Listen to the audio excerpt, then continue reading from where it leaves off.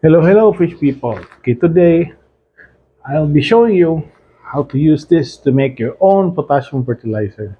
Now, I have to tell you that I've been using this product for the last 18 months, and I would not put out something that I know is not safe for our fish and our tanks.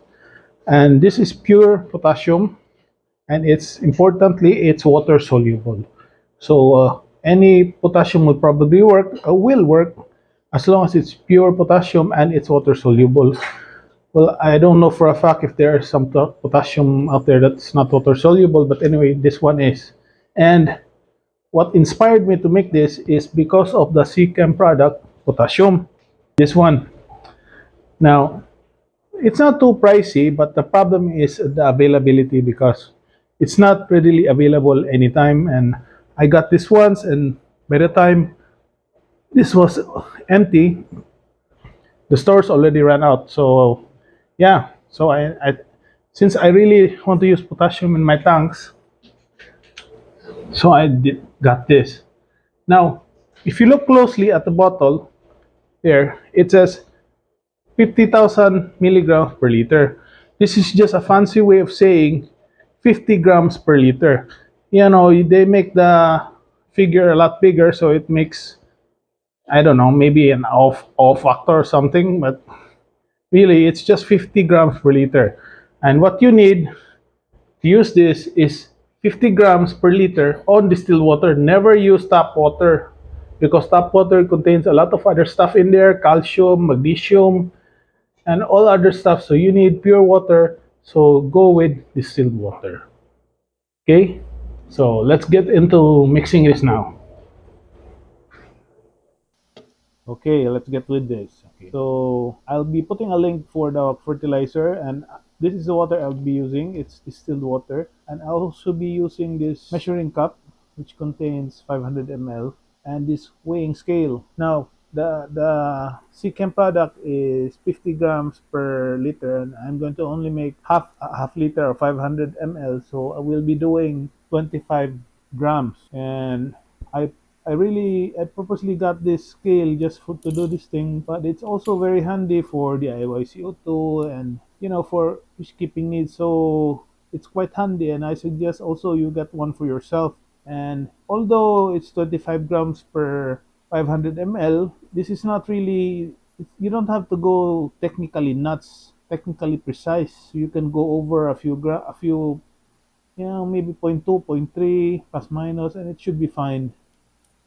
And I'll be pouring the water here and measuring up until the 500 ml mark, and then we proceed with mixing our solution. Now it's important to note that this potassium, although it's water soluble, it takes quite a bit of stirring before we can actually get this to fully 100% dissolve. So don't panic if it does not 100% fully dissolve. So I'm speeding up the video because it's going to take quite a long time if we're going to really watch the actual mixing. And yeah, okay. So I'm going to use the same A bottle. few moments Oops. later. I'm going to use the same bottle and pour my potassium inside here. Uh, I think I'm not sure, but I think it's photoreactive, so that's why it needs a container that won't allow light to pass through. Correct me if I'm wrong. Somebody please write down in the comments. And as to dosing, of course, since we are following CChem's 50 grams per liter, or in our case 25 grams per 500 ml, we will also use their dosing instructions, and which is I think a cupful for per 10 gallons. Now I've been using this mix for the last 18 months at least, and sometimes I'd add an extra cupful and there are no adverse effects. Oh, by the way, if you look at the bottle on the top, there is some sort of crystallization. Even the original CChem potassium product will produce those stuff. See that on the bottle? It will still produce that. So this mix is reacting similarly to the second product. I'm using 3 cupfuls here because this is a 33-gallon tank.